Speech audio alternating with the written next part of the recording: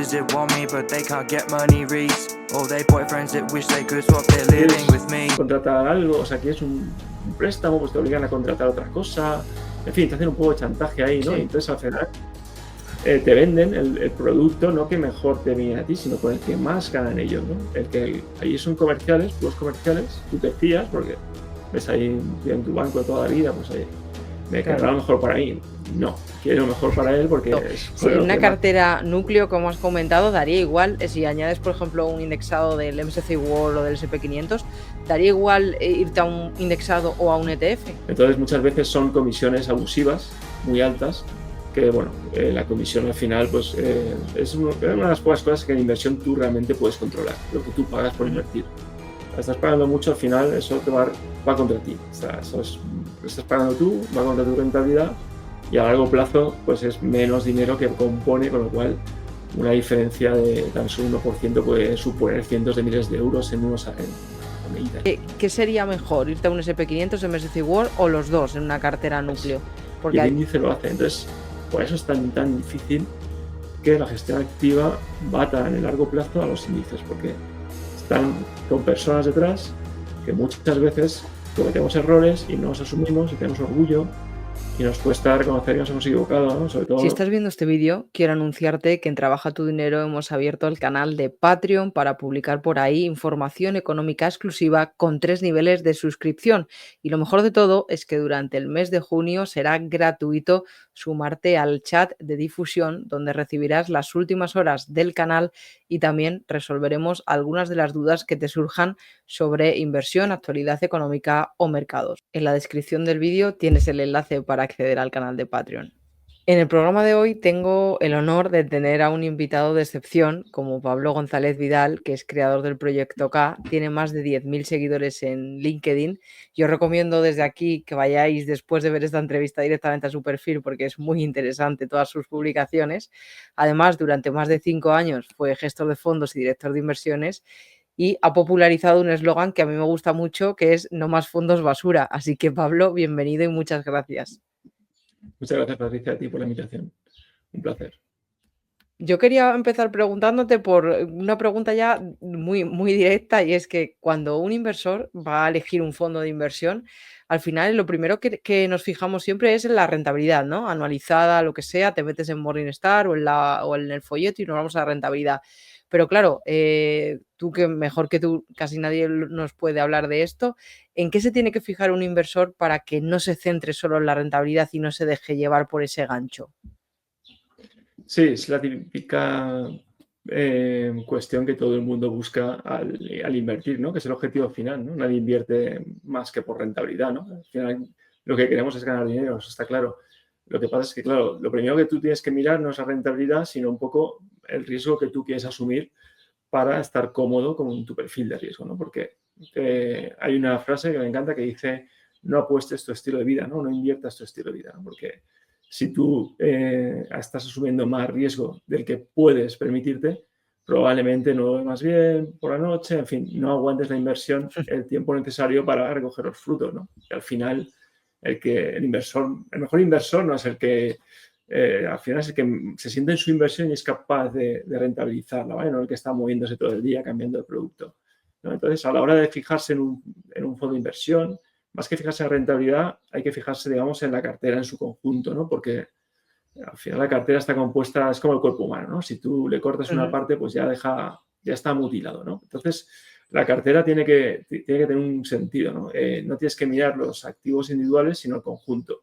Y cada fondo o producto que tú añades a la cartera te tiene que aportar algo de descorrelación, valor, ¿no? No puedes añadir productos solamente porque el último año han ganado rentabilidad, porque al final lo que tienes es una Macedonia que no es una cartera bien hecha. Entonces, las carteras tienes que empezar diseñándolas de arriba abajo y siempre partiendo del riesgo que tú eres capaz de tolerar y la capacidad que tienes para asumir riesgos, ¿no? Es muy, muy importante. Y en este sentido, a la hora de mirar un fondo de inversión, ¿qué tiene que tener para que sea bueno si nos vamos a los ratios? Porque es verdad que se oye mucho hablar tanto del alfa, la beta, el ratio Sharpe. ¿Cómo puede un inversor, pues, minorista que tenga un mayor interés y que, bueno, a lo mejor quizá en el banco le quieren vender ciertos fondos, cómo puede saber a través de estos ratios si es bueno o es malo? Estos ratios son, la verdad es que a veces las letras griegas te llevan un poco, si no tienes conocimientos, pues claro, te llevan un poco a decir qué me están contando, ¿no? Alfa, beta, ratio Sharpe. Es como complicado, ¿no? Pero bueno, al final, si te quedas con lo que significan, pues bueno, se entiende bastante bien, ¿no? Primero, la beta es 1, una beta de 1 es el riesgo del mercado, ¿no? Entonces, cualquier fondo de inversión que tenga una beta de 1 o próxima, pues que está en 0,96, 1,03, ¿no? Pues está muy cerca al mercado, al índice, a su benchmark, ¿no? Al índice que intenta superar. Entonces, ahí hay que tener cuidado porque si ese fondo de inversión tiene una beta cercana a 1 y te está cobrando mucho dinero, quiere decir que estás pagando mucho por comprar probablemente un fondo de inversión o un ETF que replica el índice y podrías adquirirlo mucho más barato. Entonces, las betas, lo mejor es buscar betas bajas, 0,86, a partir de ahí para abajo, cuanto más baja mejor, porque quiere decir que el fondo está descorrelacionado del índice y están aportando valor, ¿no? Entonces, el alfa es el siguiente paso que te dirá si realmente, si el alfa es positivo, es la rentabilidad, digamos, extra, ¿no? La que consigue la gestión activa, la que consigue el gestor por su trabajo, ¿no? Entonces, cuando un alfa es mayor de 0, quiere decir que te está aportando valor esa gestión activa. Si es menor de 0, quiere decir que el índice, tanto en rentabilidad como más que en rentabilidad de riesgo, está batiendo al fondo, ¿no? De todas maneras, el alfa a corto plazo, pues tampoco, sí que es sostenido en el tiempo negativo, pues claro, quiere decir que eso no está funcionando bien, ¿no? Pero el alfa a corto plazo también puede ser negativo en algunos fondos buenos, ¿no? Porque no siempre se puede estar por encima del mercado, ¿no? Es muy difícil de batir.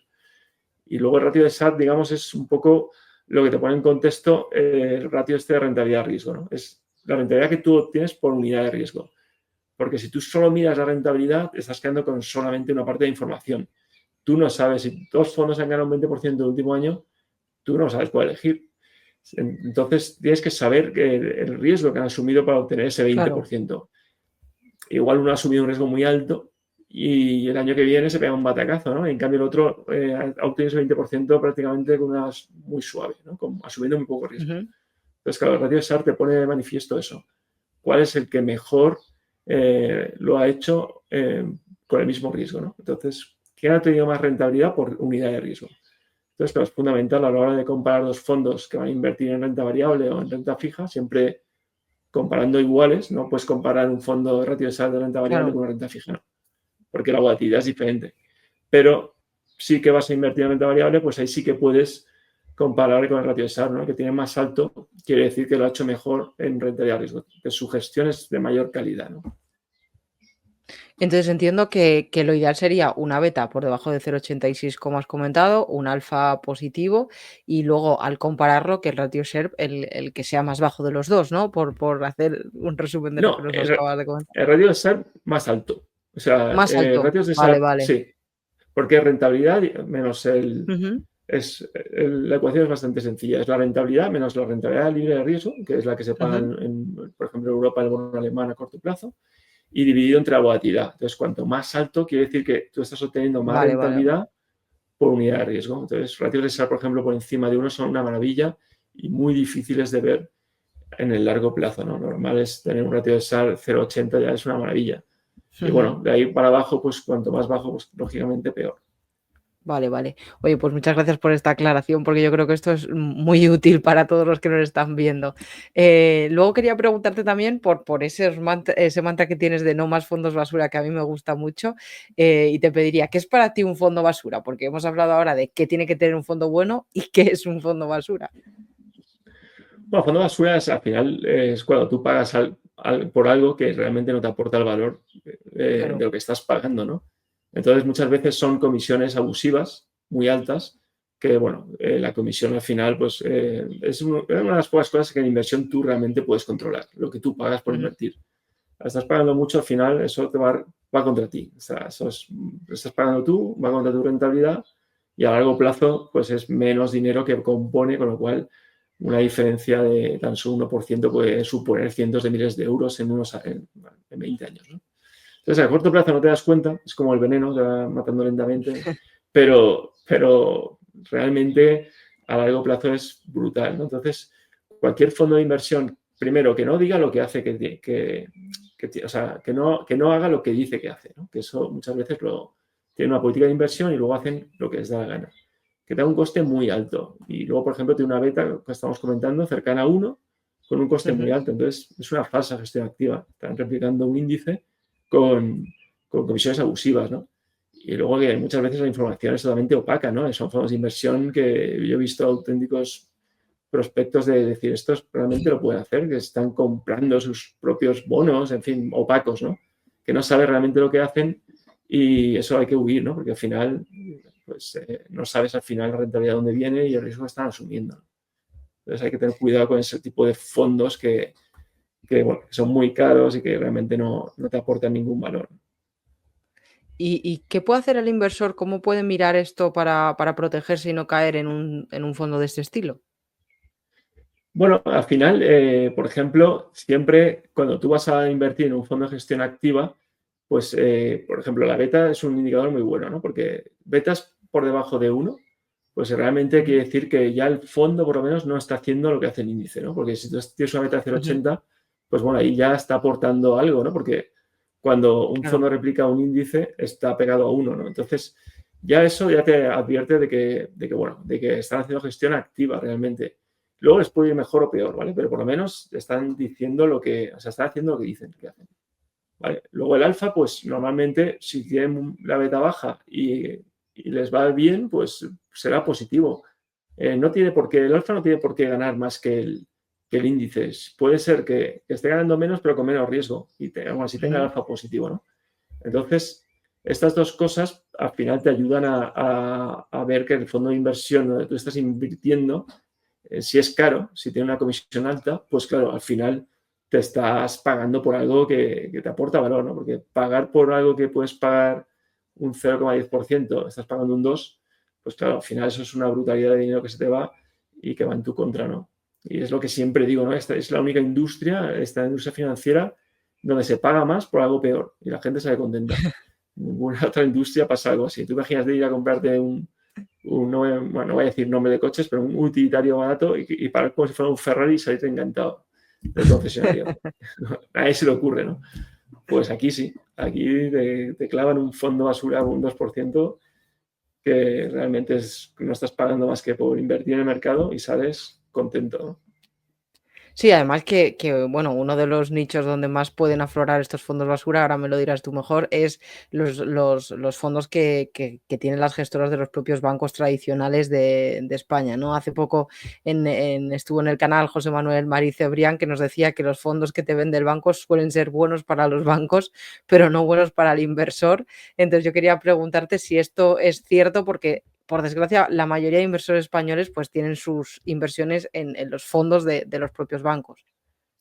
Sí, sí, es cierto, es un modelo de negocio, al final es una empresa, ellos lo tienen claro, el cliente es otra industria que trata muy mal a su cliente, ¿no? Porque al final parece como que lo tienen ahí captivo, ¿no? Entonces, la gente más en España, supongo que cada vez con los neobancos, esto espero que cambie, ¿no? Pero es como que tienes ahí el dinero y te quieres contratar algo, o sea, quieres un préstamo, pues te obligan a contratar otra cosa, en fin, te hacen un poco de chantaje ahí, ¿no? Y Sí. entonces al final te venden el producto no que mejor te viene a ti, sino con el que más ganan ellos, ¿no?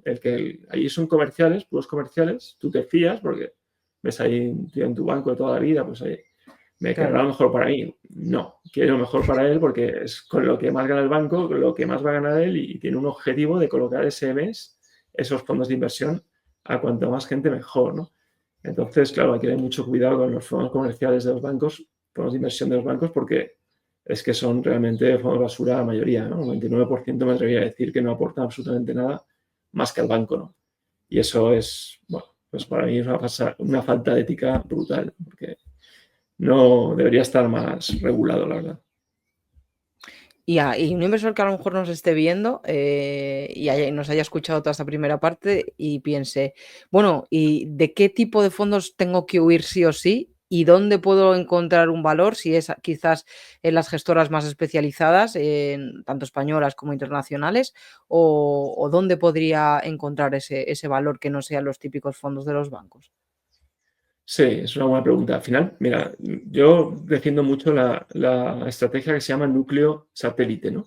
Entonces, la parte Ujú, núcleo es una parte que está compuesta por fondos de inversión indexada o ETFs de muy bajo coste y bien diversificada, ¿vale? Que es la típica cartera que te puedes morir y tus hijos y tal, y siempre nunca se va a ir a cero, ¿no? Al final tendrás sus altibajos en función de tu perfil de riesgo, pero siempre será, sabes que no estás asumiendo como si inviertes en una empresa o en un fondo de gestión ujú. activa, que igual el gestor pues se equivoca, entonces puede la rentabilidad ser muy mala, ¿no? Pero en los fondos indexados se van regulando ellos solos y entonces a largo plazo tú no vas a hacerte millonario, pero vas a obtener la rentabilidad del mercado, ¿no? Entonces es muy importante tener esa parte núcleo que yo llamo el piso financiero protegido, ¿no? O sea, como una casa. Ahí no te planteas más que aportar y rebalancear Claro. una vez al año, bien diversificado, bajo coste y ya está. Y luego la parte satélite, ahí ya si quieres buscar fondos de gestión activa que te aporten valor que te complementen la parte núcleo, que es eterna, Ujú. pues ahí ya tú buscas fondos, pero normalmente va a ser en gestoras independientes, que ahí sí que se juegan su prestigio, se juegan su beneficio dándole valor Claro, al cliente. No le pueden extorsionar diciendo, no, me conviertes en este fondo de inversión o no te doy la póliza, ¿sabes? Entonces, claro, sabes que ahí es una reacción más que se están jugando la piel, ¿no? Como dice claro. Taleb, el skin in the game, ¿no? O sea, cuando alguien se juega su trabajo, sabes que, bueno, le puede salir bien o mal, pero por lo menos lo está intentando, ¿no? Que no es lo otro, que directamente no voy a decir la palabra, pero te están dando el pelo, ¿no? Entonces, hay que tener esa parte, digamos, indexada, núcleo que eterna, y luego si te gusta invertir y te gusta buscar oportunidades y entonces ya te vas a buscar esa parte satélite de gestoras más independientes que realmente pues, te aporten un valor de verdad, ¿no? Quería preguntarte también por los indexados, pero cuando estabas contando eso me ha surgido una duda y es, ¿los fondos que de las gestoras independientes son igual de accesibles que podemos encontrar, por ejemplo, un indexado a día de hoy? ¿O necesitas quizás aportaciones más altas desde el principio e irte a otro tipo de bancos o brokers para poder invertir en ellos? Es una pregunta buena porque al final también los fondos de inversión pueden ser el mismo nombre, pero al final cada uno tiene una clase. Hay Sí. clase A, sobre todo los Ujú. bancos comerciales, eso juegan mucho, ¿no? Entonces, ahí también al que menos tiene, más le cuesta, ¿no? Es como muy democrático, ¿no? Entonces, al final, si tú vas a las clases bajas, o sea, las clases que puedes acceder con poco dinero, las comisiones son terriblemente altas. Ujú. Entonces, a partir ya de una cantidad importante, pues claro, te van cobrando menos comisiones porque, bueno, el cliente parece como que tiene más poder negociador, ¿no? Entonces, normalmente las gestoras independientes suelen tener clases no tan abusivas como bancos comerciales y accesibles desde poco dinero. También Mm, dependerá de cada gestora, cada fondo, en fin, porque ten en cuenta que los fondos de inversión, a diferencia de los ETFs que puedes invertir desde 100 euros, pues claro, es un follón, ¿no? Tener muchos inversores, al final son muchos claro. informes, muchas cartas mensuales que tienes que mandar al inversor. Entonces, claro, que te invierta alguien por 100 euros, pues claro, el coste para la gestora es brutal de papeleo, de lo que se llama back Ujú. office, ¿no? Entonces, lo que te aporta pues es poco, ¿no? Porque 100 euros, claro, es un más lío casi que beneficio. Entonces, muchas ponen el límite un poco más alto por eso, porque al final, pues bueno, para que les compense un poco todo el trabajo extra que supone cada inversor en el fondo de inversión, pues bueno, que por lo menos 1.000 euros, no sé, una cantidad un poco más alta para Claro, claro. rentabilizar al inversor. Pero al final, yo creo que sí que hay hoy en día gestoras independientes con buenos fondos y que, bueno, que el nivel de entrada no es excesivamente caro. Y mencionabas también, el tema de los fondos indexados y de los ETFs, de tenerlo como núcleo central de la cartera, que es verdad que a largo plazo, incluso hasta el propio Warren Buffett recomienda al inversor minorista irse a este tipo de productos. Te quería preguntar, porque claro, igual que pasa con los fondos activos, los indexados también requerirán un análisis, supongo que menor, porque ahí juega poco los ratios alfa, beta y Sharpe, porque al final se indexan al mercado, pero, las comisiones supongo que jugarán un papel esencial, así que te pregunto, ¿en qué criterios debería de fijarse un inversor para saber si un ETF o un indexado es bueno? Porque supongo que no todos lo serán. Sí, buena pregunta. No, al final, bueno, cuando tú vas a comprar un fondo de inversión indexado, un ETF, Pues no, lo primero es la gestora, ¿no? Que sea una gestora reconocida y cuanto más, digamos, más longeva, mejor, ¿no? Porque al final quiere decir que tiene beneficios, que lo ha ido haciendo bien durante el tiempo, ¿no? Y al final ahí la experiencia, pues es un punto, ¿no? Y luego dentro también tienes que mirar, por supuesto, el coste del TER, ¿no? Que se llama del indexado, porque si tienes dos y hay uno más barato que hacen exactamente lo mismo, pues bueno, eso es dinero que va a ir para ti Claro. y que a largo plazo va a suponer más rentabilidad, ¿no? Entonces, el coste es importante.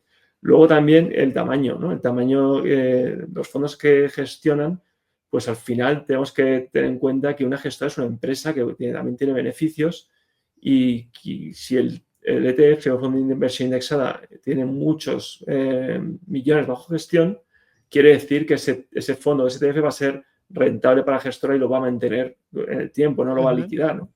Que lo liquide no quiere decir que tú vayas a perder el dinero, simplemente es el trastorno de que te pueden devolver el dinero, tienes que volver a reinvertir. Entonces, si tú ya tienes un ETF, un fondo de inversión indexado con mucho histórico, pues quiere decir que ha ido funcionando, puedes ver que lo que se llama el tracking error, ¿no? Que es esa capacidad de replicar el índice, pues ya lo puedes ver con más histórico y que ves que lo ha hecho bien, ¿no? Durante más tiempo, te da más seguridad.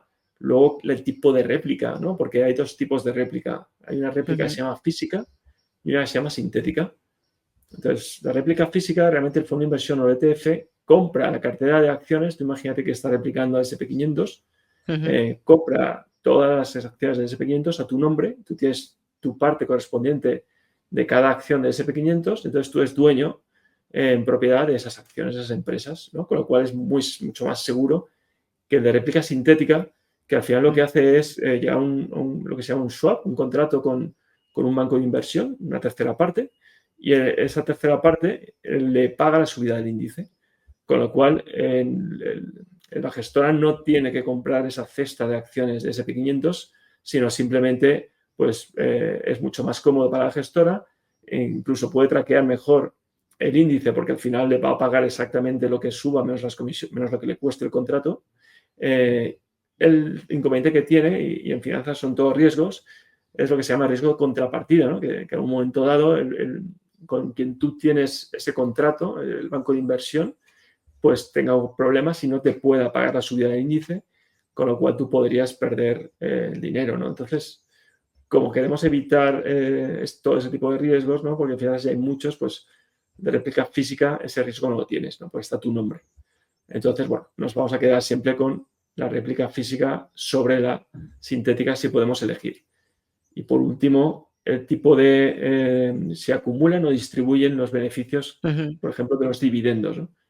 Si una empresa reparte dividendos y el ETF o fondo de inversión es de distribución, esos dividendos llegan a ti como persona física y tú tienes que tributar en el IRPF, con lo cual ahí empiezas a tener menos capital para hacer la bola de nieve y que el interés compuesto trabaje, ¿no? Entonces, es mejor en etapas de acumulación ir a por ETFs o fondos de inversión que reinvierten los dividendos o los bonos o los cupones de los bonos y así digamos que no llega a ti como inversor y no tienes que pagar IRPF, ¿no? Es mucho más eficiente fiscalmente y te permite componer más a lo largo del tiempo y mejorar rentabilidad. Entonces, según en qué etapa de tu vida estés, pues necesitarás acumular o distribución. Eso serían digamos, las características. Perdona por cortarte la entrevista, pero vengo a contarte una promoción muy interesante que nos han dejado desde Bit2Me para todos los seguidores de Trabaja tu Dinero. Y es que si te registras en la plataforma con el enlace que tienes en la descripción y compras cualquier criptomoneda por valor de 100 euros o más, recibirás 15 euros de regalo en Bitcoin.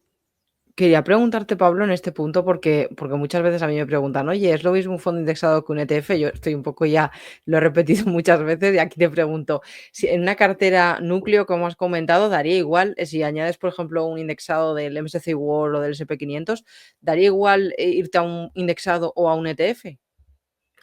Pues de aquí depende mucho también del tipo de inversor, ¿no? Porque la ventaja que hay en España ahora mismo, no sé si la quitarán porque la tendencia que llevan es destrozar todo, pero es que los fondos de inversión entre sí son traspasables, ¿no? Con lo cual, si tú tienes, por ejemplo, muchas plusvalías acumuladas y quieres cambiar de un fondo de inversión a otro, pues claro, no tributas, entonces te permite, digamos, pues el objetivo máximo, que es, digamos, pagar, posponer el más tiempo posible pagar impuestos, ¿no? Para que el interés compuesto trabaje, ¿no? Entonces, en ese sentido, pues si tienes muchos fondos de inversión con plusvalías, pues claro, necesitas mejor fondos de inversión para no tributar. Si en cambio, digamos que tú puedes ir acumulando, esta es una etapa que acabas de empezar y quieres construir tu cartera desde el principio, pues con ETFs puedes construirla porque al final son más fáciles de comprar y vender, no tienen ese retraso en la compra y la venta, ¿no? Que muchas veces es un mercado volátil y das una orden de venta para un fondo de inversión, pues igual desde que tú la das hasta que se ejecuta, si el mercado cae un 10%, pues igual pierdes un 10%, ¿no? Entonces, claro, no tienes esa capacidad, esa liquidez del ETF de decir, me salgo, o compro, Claro. compro, ¿no? Entonces, Claro. hay ventajas y inconvenientes en ambos bandos, ¿no? Pero realmente los dos hacen el mismo papel a largo plazo y es un poco cada un perfil del inversor el que tiene que ver con cuál se siente más cómodo. En función de... No hay una regla de decir, no, mucho mejor Claro. fondos de inversión, no, mucho mejor. No, cada uno tiene que encontrar... La inversión siempre es, siempre lo digo, es sentirte cómodo, porque si tú no te sientes cómodo, vas a acabar vendiendo y Claro. entonces, mal, no vas a conseguir obtener rentabilidad al final.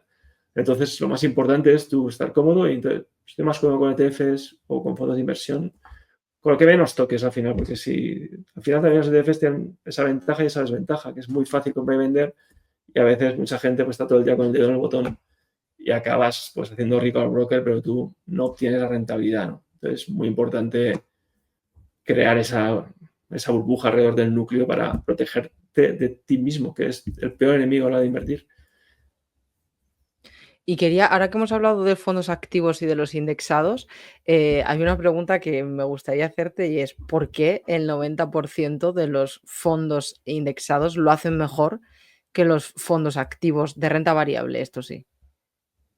Pues mira, es bastante... Se entiende, también pongo el ejemplo de siempre de Usain Bolt, ¿no? El corredor de 100 metros liso, ¿no? El campeón que era imbatible, ¿no? Pues al final tú imagínate que vas a correr contra Usain Bolt y encima que si ya tienes pocas posibilidades de ganarle, tú vas con una pesa de 5 kilos. Pues ya pues si antes era imposible, ya todavía peor, ¿no? Entonces, ¿por qué es tan difícil de batir? Porque por la comisión. Porque tú partes ya cada año, imagínate fondos de inversión estos que yo he visto con un 4% de comisión. Pues ya partes el 1 de enero con un -4. Y si partiendo de cero ya es difícil de batir un índice, porque un índice es una máquina perfecta, el fondo de gestión activa parte ya con -4. Y encima, los gestores de gestión activa muchas veces tienen sentimientos. Y tú, por ejemplo, cuando te pones a analizar una empresa, te lleva muchos meses analizar una empresa bien.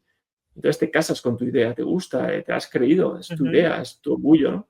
Entonces la empresa se te va en tu contra, el valor, el precio, pero a veces, pues esto, no, el mercado está equivocado, yo tengo razón, mi trabajo te cuesta cortar porque decir que asumir que me he equivocado es difícil. En cambio, el índice no tiene sentimientos, el índice le da igual que Apple valga 300.000 millones o lo que tenga que valer. Deja correr las ganancias y cuando la empresa va mal, corta las pérdidas. Si igual había no sé, tú eres muy joven, pero en mi época había una compañía que se llamaba Blockbuster, de videoclubs, que antes las películas no eran en streaming, sino que tenías que ir a una tienda que se llamaba Videoclub y alquilabas la película, ¿no? Y bueno, pues esa empresa era una impresora, estaba por todo el mundo y cotizaba en bolsa. Imagínate que un gestor dice, no, esto es una impresora y yo me encanta esta idea y va a crecer un montón en el futuro.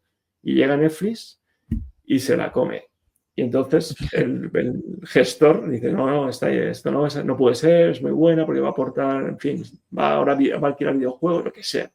El índice le da igual. El índice, en el momento que Blockbuster empieza a perder peso, hasta que desaparece el índice. Fuera, cero sentimientos, eficiente totalmente. Claro. Netflix se incorpora al índice y cada vez va ganando más. Oye, perfecto, no le importa, ¿no? O sea, es lo que hay que hacer al invertir. Dejar con las ganancias y cortar las pérdidas.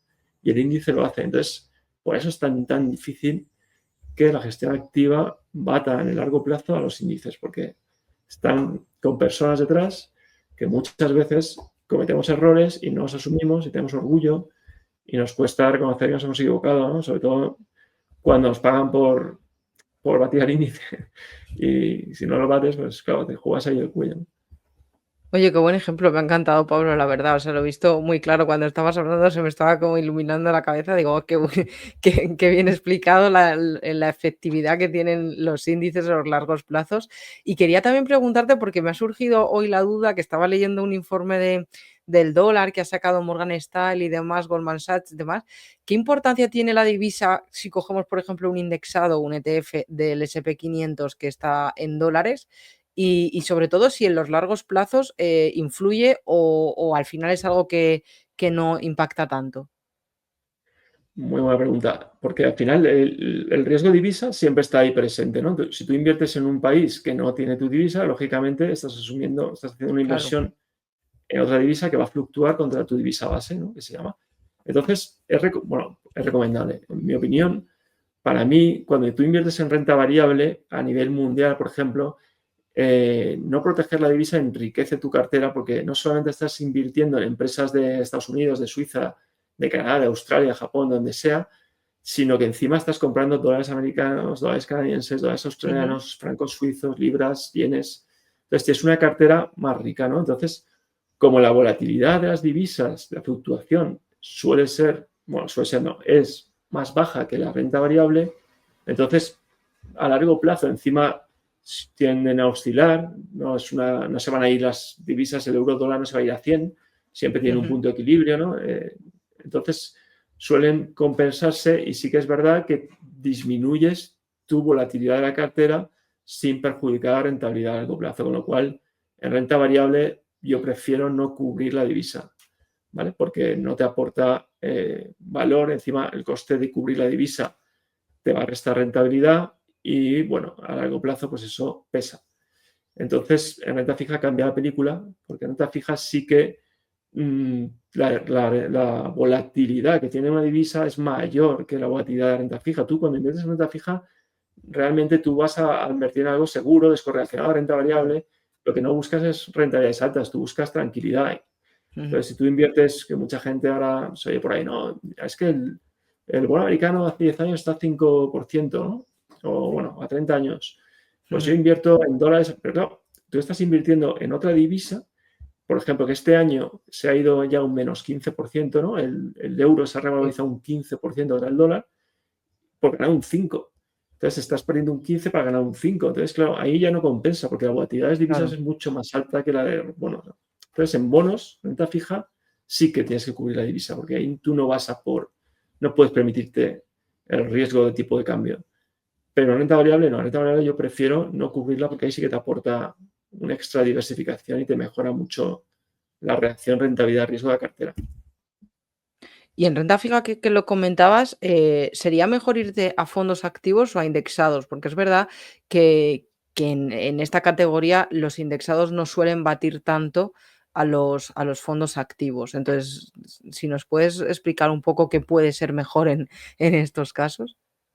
Sí, la renta fija normalmente lo bueno que tiene para los gestores activos es que no está tan, o sea, digamos que hay más posibilidades de encontrar ineficiencias, ¿no? Porque es mucho más difícil valorar bien una empresa, un bono, parece mentira, pero es mucho más difícil valorar bien un bono de una Ujú. empresa que una acción. Entonces ahí los gestores activos buenos sí que pueden aportar un extra de valor, pero muchas veces también es verdad que la renta fija oculta riesgos. Entonces, siempre que tú obtienes más rentabilidad en renta fija es porque hay un riesgo mayor detrás de impago, ¿no? Y muchas veces, sobre todo en los fondos de bancos comerciales, se ve verdaderas, que están comprando realmente deuda de alto riesgo metida en un fondo de carcasa que dicen de perfil bajo, ¿no? De riesgo bajo, ¿no? Mm. Ves ahí perfiles de riesgo 2 en un fondo de inversión que está comprando lo que se llama deuda subordinada o preferentes o, bueno, cualquier tipo de deuda de alto riesgo que, claro, mientras todo vaya bien no pasa nada, pero si se produce cualquier evento de mercado como pasó con Silicon Valley en Estados Unidos, pues claro, ahí puede haber problemas de Claro. impagos y realmente el inversor pensaba que estaba invirtiendo en algo seguro y llevarse una sorpresa, ¿no? Entonces, la renta fija sí que es verdad que hay gestores activos muy buenos y que aportan valor, pero yo en la cartera núcleo, como he comentado antes, yo no me lío. Yo ahí, aunque gane un poco menos, yo a renta fija no voy a... Aporta valor a la cartera normalmente por su descorrelación, ¿no? Y por su menor volatilidad. Entonces, para la parte satélite, si quieres buscar un fondo de renta fija de gestión activa, pues bueno, vale. Pero para la parte núcleo, o sea, para dormir tranquilo eternamente, porque claro, al final un fondo de gestión activa, el gestor puede cambiar, puede dejarse el trabajo, puede jubilarse y el que venga no ser tan bueno. Entonces no te puedes dormir tranquilo porque tienes que hacer un seguimiento un poco de lo que van haciendo, cambiar la política de inversión, yo qué sé, tantas cosas. Entonces, bueno, aunque no un fondo de renta fija indexado igual no es tan bueno como uno de un gestor estrella bueno de renta fija, pero sí que te da más tranquilidad, sabes que a largo plazo pues, bueno, se va a ir, lo que hemos comentado antes, ¿no? El fondo, Claro. el índice se va autorregenerando y te olvidas, ¿no?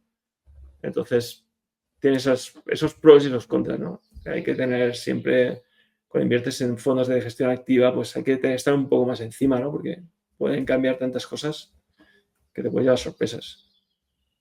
Y Pablo, hemos hablado un poquito de las comisiones y quería ahondar en esto porque es fundamental cuando vamos a comprar un fondo. Como tú bien decías, hay fondos activos que te cobran un 4% y aparte es de un -4%. Entonces, claro, es fundamental saber leer bien las comisiones y por eso quiero preguntarte, porque ¿cuáles son las comisiones que realmente un inversor paga al invertir en un fondo, sobre todo en un fondo activo? Y si hay alguna manera de verlas a nivel global, ¿sabes? De decir, sé que voy a pagar esto, porque claro, yo sé que están las de depósito, las de mantenimiento, las de... Entonces, claro, es un poco a lo mejor un jaleo para un inversor. Sí, no lo ponen fácil, la verdad. Y cuando más peor es el fondo, menos fácil lo ponen porque bueno, saben que hay, bueno, que si lo miras bien no vas a invertir con ellos, ¿no?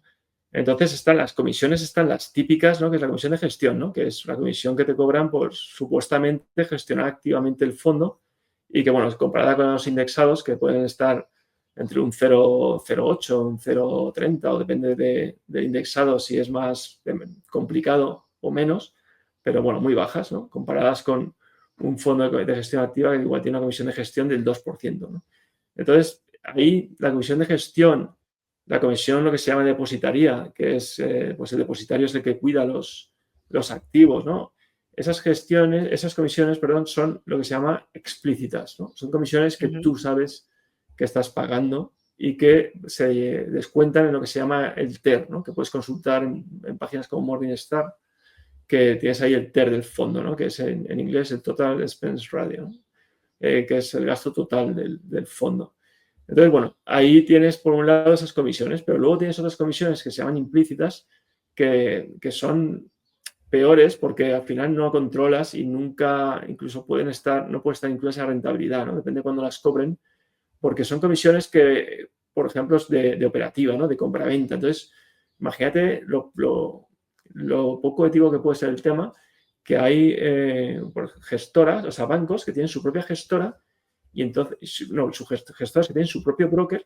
Entonces, ellos, las operaciones que hacen, las hacen con su broker, con lo cual generan beneficios al broker, con lo cual les interesa hacer lo que se llama una alta rotación de la cartera, porque imagínate que queremos ganar, este año no tenemos pocos beneficios, venga, pues compra y vende esto y vas generando comisiones y así tenemos más beneficios, ¿no?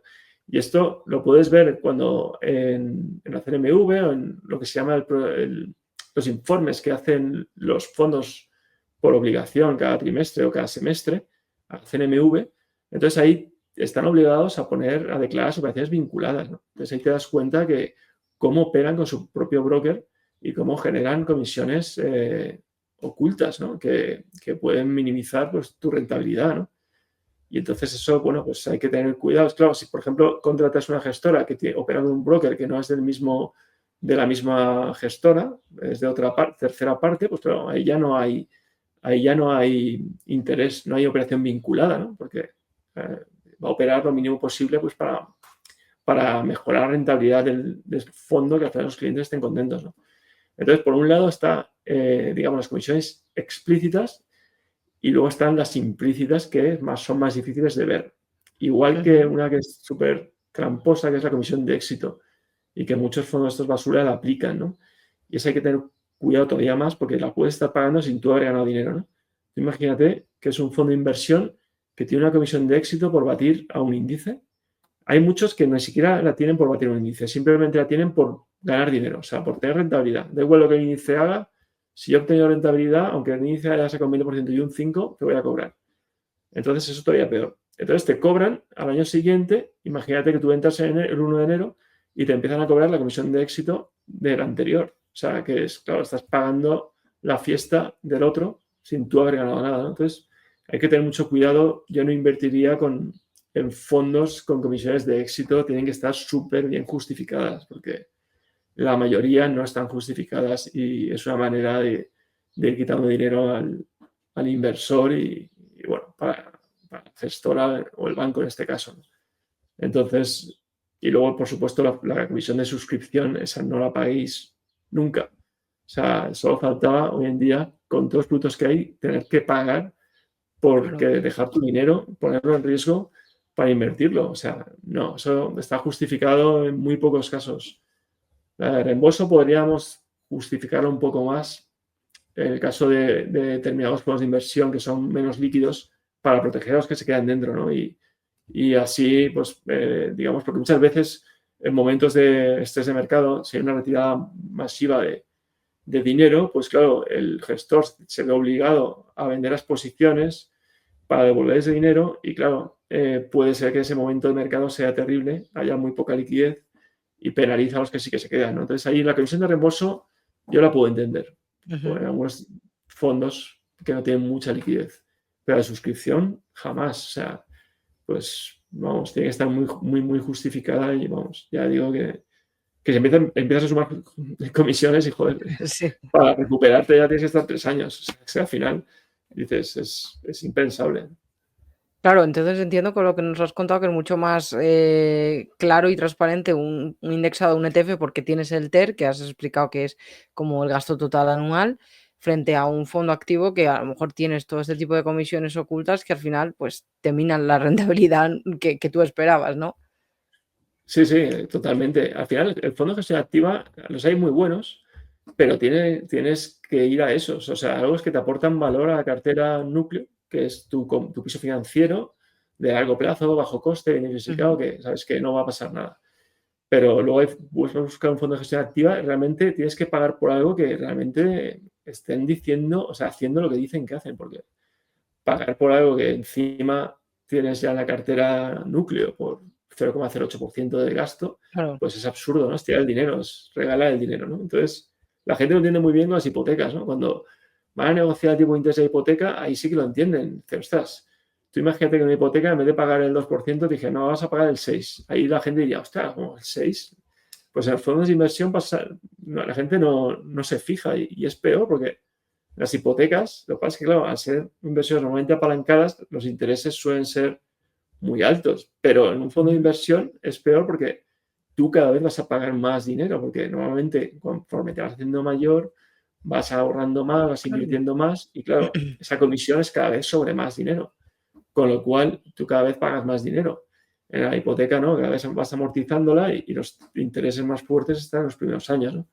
Entonces, lo que la gente entiende muy bien, las hipotecas, pues en los fondos de inversión ya de invertir no le da importancia y es muy importante porque ya, como he dicho antes, puede suponer cientos de miles de euros Sí, sí, sí. una inversión pequeña, no una inversión de 1 millón de euros, no, una inversión de 1.000 euros a 20 años.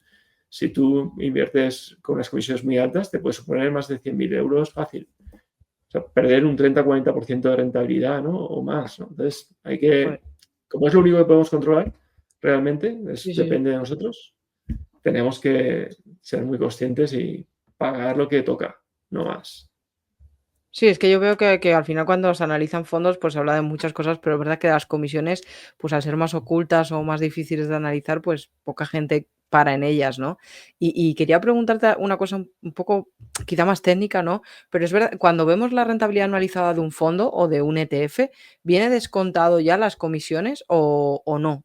Y si hay alguna manera de verlo para decir, bueno, esto es como la rentabilidad neta que han obtenido los inversores. Bueno, esto es un poco lo que comentaba, ¿no? Que vienen descomentadas las comisiones explícitas, ¿no? Lo que es el TER. Digamos, la comisión de gestión, la comisión de mantenimiento, la comisión de auditoría, la comisión de depositaría, todo eso sí. Pero, por ejemplo, las comisiones de éxito, pues aún no están descontadas, porque si tú cobras comisión de éxito por tener una rentabilidad a cierre de año, claro, hasta que no cierra el año tú no puedes cobrarla, ¿no? Entonces la empiezas a cobrar el año siguiente y esa, claro, no está... Igual te ha puesto que ha ganado el fondo de inversión un 10% ese año, pero luego vas a pagar al año siguiente la comisión de éxito, va a ir descontándose el lado liquidativo y si encima lo que es la marca de agua, que los fondos de inversión a veces ni tienen, que es, digamos, la marca de agua es algo que si un fondo de inversión no tiene, ya directamente es para denunciarlo, ¿no? Porque, ¿qué quiere decir la marca de agua? Es, por ejemplo, tú tienes 100, ¿vale? Y llegas a 110, y entonces pagas por ese 10 que tú has ganado, pagas un porcentaje, ¿vale? Entonces, imagínate que al año siguiente el fondo vuelve a 100, porque ha habido mal mercado y vuelves a caer a 100. Entonces, si tú no tienes marca de agua, lo vuelves a 110 y te vuelven a cobrar. Eso es terrible. O sea, lo que es una marca de agua es que la marca de agua se queda en 110 y hasta que el fondo no tiene 115, pues ya te cobran sobre esa diferencia de 115 a 110, ¿vale? Ahí te vuelven a cobrar, ¿vale? Bueno, pues vale. Pero es que hay fondos de inversión que no tienen marca de agua, ¿no? Que tú llegas a 100, a 110, luego baja a 100, vuelve a 110 y te vuelven a cobrar por éxito. Y dices, me cago en la leche, esto es denunciable seguro, porque están cobrando 2 veces por lo mismo. O sea, es increíble, ¿no? Entonces esos fondos subir, pero como de la peste, ¿no? Entonces, claro, imagínate que tú entras el 1 de enero en un fondo que tiene comisión de éxito y el año anterior ha ganado un montón de rentabilidad. Pues te van a crujir porque vas a pagar tú la fiesta del otro. Entonces, esas cosas hay que tenerlas en cuenta, que son cosas que normalmente la gente pues no tiene por qué saber. Y bueno, hay que mirar lo que se llama el documento de datos fundamentales de los fondos, que es un rollo, pero hoy en día con herramientas como ChatGPT, pues te metes ahí el documento y le dices, anda, hazme un resumen en cristiano de lo que quiere decir esto, por dónde van a crujir. Y entonces te lo dice más o menos, ¿no? O las operaciones vinculadas que tiene, o tal, le pones ahí los documentos de la CNMV y entonces el ChatGPT parece que no, pero como no te miente, te dice cómo son las cosas y mira, este fondo es muy caro, te va a cobrar comisión de éxito sin marca de agua, o en fin, tienes ya una idea un poco más yo qué sé, objetiva de que el fondo es bueno o malo, ¿no? Porque hay fondos que son una auténtica trampa de comisiones que al final, bueno, te van a sacar el dinero de tu bolsillo rápidamente para dárselo al banco, ¿no? Entonces hay que protegerse porque cuesta mucho de ganar para que encima te lo quiten de esa manera tan impune, ¿no? La gente... ¿Y en los indexados sí que viene ya en la rentabilidad anualizada, ya viene descontada la comisión? Sí, porque suelen tener menos... igual no están incluidos los costes de, digamos, lo que es la rotación, si tienen que... la operativa, pero suelen ser muy bajos, ¿no? Suelen ser muy explícitos en este caso y no afectan prácticamente nada al TER, ¿no? No tienen comisión de éxito, no tienen su propio broker para generar comisiones porque sería absurdo, ¿no? Un indexado no puedes justificar estar rotando la cartera sin más, ¿no? En cambio, un fondo de gestión activa, pues compras esto, vendes aquello, luego vuelves a comprar aquello, vendes esto. Y claro, si es tu broker, pues le estás dando beneficios a tu empresa a costa del dinero del cliente. Entonces, esto es un circo y hay que tener cuidado porque tú no sé si es el enano o el payaso, pero hay que cuidarse que son, vamos, muy sofisticados en quitarte tu dinero. Y entiendo encima que en los fondos ya de renta fija, por ejemplo, los más conservadores, que son pueden ser los monetarios, renta fija ultra corto plazo, que encima la gente lo tiene como semiliquidez, de decir, bueno, es un dinero que necesito para el corto plazo, o al menos así se debería de usar, todavía son más importantes las comisiones, ¿no? Entonces, ¿qué aconsejarías a alguien que diga, mira, necesito un monetario porque pues no me renta una cuenta corriente remunerada, lo que sea, y quiero un fondo monetario? Claro, pero es que a lo mejor pagas más por las comisiones que terminas pagando al final de año. Exacto, al final, cuanto menos es el riesgo de un fondo de inversión, de producto de inversión, menor es su volatilidad y menor debería ser el coste, porque si no, claro, tú imagínate, yo he visto fondos de renta fija de bancos comerciales que te cuestan un 1%, cuando van a por una rentabilidad del 2 o del 3%, entonces estás pagando casi un 30% de la rentabilidad en comisiones. Claro, estás asumiendo un riesgo para obtener muy poco. Entonces, claro, cuando menor es el riesgo o menor es la volatilidad del fondo, en caso de fondos monetarios, tú no puedes pagar un 0,30% porque es que vas a por rentabilidades muy bajas. Entonces, hay fondos monetarios muy buenos y ETFs que con un 0,05% o poco más tienes un fondo de inversión o un ETF monetario que te da una rentabilidad pues, según el tipo de interés que haya el Banco Central Europeo, perdón, en ese momento. Y, claro, tienes más rentabilidad para ti que si vas a un fondo monetario que te está cobrando una comisión del Claro. 0,50, que puede parecer pequeña para un fondo de renta variable, por supuesto, pero para un monetario un 0,50 es la muerte, porque Claro. se te va a ir prácticamente un 25% de tu rentabilidad en la comisión, que es una barbaridad, ¿no? Entonces, todavía hay que mirar más la comisión de cuanto más bajo es, digamos, el objetivo de rentabilidad, pues más cuidado hay que tener, porque la comisión pues supone un porcentaje muy alto de la rentabilidad. Pues Pablo, quería terminar la entrevista haciéndote unas breves preguntas cortas que te pido que resumas así como en un minuto, si puedes, pero yo entiendo que hay algunas que requieren a lo mejor una explicación un poquito más extensa. Pero bueno, yo aquí te las lanzo, son directas y ya el tiempo pues lo vas manejando. A la hora de los indexados, por ejemplo, ¿qué sería mejor? ¿Irte a un SP500, MSCI World o los dos en una cartera núcleo? Porque a día de hoy es verdad que el MSCI World tiene un 70% más o menos de peso en Estados Unidos. Yo voy más al MSCI World porque al final el futuro nadie lo sabe y bueno, está más diversificado y lo mismo que he dicho antes, se autogestiona y si por una de aquellas Estados Unidos perdiera peso en el mundo, pues el MSCI World recogería el nuevo país y lo incorporaría y tú no tendrías tanto riesgo país, ¿no? Entonces, para dormir tranquilo, pues siempre mejor, más diversificado. Y para un inversor que esté empezando o quiere invertir en fondos y se esté formando a día de hoy, ¿qué le recomendarías? ¿Por dónde le dirías, empieza por aquí a leerte a lo mejor este libro o escuchar esto, lo que sea, para que se forme bien y no caiga en las trampas o de los bancos o de cualquiera por ahí? Pues hay tanta, es lo que pasa, que hay tanta información, tanto, que y al final te pierdes, ¿no? Se llama la parálisis por análisis. Entonces, igual John Bogle, ¿no? El fundador de Vanguard, creo que se llama su libro, un pequeño libro de Invertir con sentido común, o libros así, ¿no? Que empiecen a fundamentarte un poco la inversión indexada, ¿no? El por qué. Y luego ya te vas complicando la vida con todo lo demás, pero primero entender un poco qué son los índices, lo que te aportan, la diversificación, en fin, la importancia de tener las comisiones en el largo plazo. Sería lo que yo haría para empezar, ¿no? Porque al final muchas veces la inversión te la venden como muy complicada y te da miedo, pero realmente es como comprar una casa, ¿no? Si lo haces bien, a largo plazo no tiene por qué ser muy complicado, ¿no? Indexarte. Y luego ahí está muy de moda últimamente, por lo menos en las redes, hablar de los dividendos, ¿no? Entonces yo te preguntaría si para un inversor minorista tiene más sentido irte acción por acción, que entiendo que es más complejo, también puede ser más rentable si lo haces bien, pero bueno, habría que ver, o irte a un ETF, fondo indexado, pues a lo mejor como hay uno de Vanguard que es High Dividend o algo así. Sí, yo lo diría es lo que se llama stock picking, que es ir acción por acción, pues muy complicado, ¿no? Por lo que hemos comentado, ¿no? Hay cambios de repente en la industria, un cambio disruptivo que hace que una empresa parezca muy buena hoy y dentro de 5 años ha desaparecido, ¿no? Entonces hay que tener cuidado porque al final, por bueno que seas, puedes tener pérdidas del 100%, ¿no? En esa posición.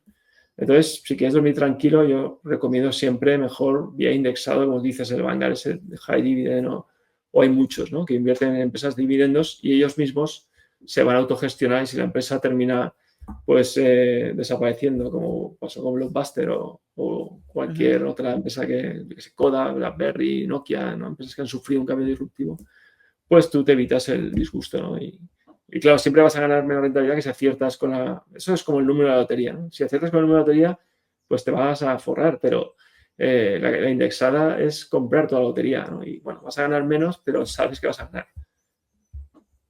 Y ya por último, quería preguntarte por dos activos que están muy de moda este año sobre todo y ver tu visión un poco que pueden jugar una cartera, como son el oro y Bitcoin. ¿Crees que tienen sentido para un inversor tenerlos de largo plazo o no? El oro me gusta más porque es más lo controlo más. Siempre me ha gustado. Siempre lo teníamos en fondos de inversión cuando gestionábamos, porque es un activo que primero tiene una descorrelación muy buena con prácticamente cero, o sea que va por libre con respecto a renta variable y a renta fija. Sí, por supuesto, hay en épocas que se correlaciona más, pero entonces Ujú. a largo plazo te baja mucho la volatilidad de la cartera y, bueno, mantiene muy bien el poder adquisitivo porque el oro es un bien físico que no se puede crear de la nada, entonces pues mantiene muy bien su valor. Es un bien metal preciado, ¿no? Entonces todo el mundo lo quiere y es muy bueno en una cartera a largo plazo tenerlo. El oro financiero, el físico como tal, tiene otras desventajas que no, Ujú. como es un minuto, no vamos a liarnos en eso, pero el oro financiero para una cartera fundamental. ETFs con el oro físicamente respaldado, perfecto. Y luego el Bitcoin, ahí ya me pierdo un poco más, pero sí que es verdad que es un activo que tiene también lo que se llama, que no se puede crear tampoco de la nada, que es un algoritmo muy complejo, ¿no? Entonces tiene esa oferta limitada que hace que se aprecie mucho porque cada vez hay más dinero imprimido y entonces pues el valor del Bitcoin sube. Entonces Ujú. puede también aportar en pequeños porcentajes porque es muy volátil y puede darte algún susto, pero yo creo que sí que puede venir bien a las carteras, siempre teniendo en cuenta el miedo que me da a mí que, yo qué sé, con la gestión, con los nuevos ordenadores estos cuánticos de Google o como va esto de rápido, inteligencia artificial, se descubre algún fallo, alguna vía de Claro. hackearlo y tal. Claro, el oro es más difícil. Ya ha habido durante toda la historia alquimistas estos, ¿no? Que querían convertir el plomo en Sí. oro y nunca lo han conseguido, pero el Bitcoin, yo qué sé, igual dentro de 10 años, pues se puede hackear, ¿no? Y no sé, tiene un aporte, o sea, yo sí que lo veo, un pequeño porcentaje en la cartera porque te da descorrelación y te aporta, pues eso, una rentabilidad extra, pero tampoco que puedas dormir por la noche, vamos. Yo no me pondría ahí el 100%, porque me volvería loco. Y ya, Pablo, para terminar la entrevista, que siempre la terminamos de una manera como un poco más ligera y pausada, le hago una pregunta a todos los invitados que se sale un poco de todo lo económico, pero es ir a profundizar más en algún tipo de hobby o algún mecanismo que a ti te sirva de salir un poco de la vorágine del día a día y de esta locura que cada vez es más todo el día impulsos de redes sociales, trabajo y no parar de hacer cosas y a veces nos vemos todos un poco desbordados. Entonces te pregunto ¿cuál es tu vía de escape para, oye, los que nos estén viendo, si les puede servir a ellos también? Pues no lo sé, porque yo tengo la suerte de vivir en un país con mucha montaña, mucha nieve, y como me gusta esquiar, pues claro, yo me voy a esquiar.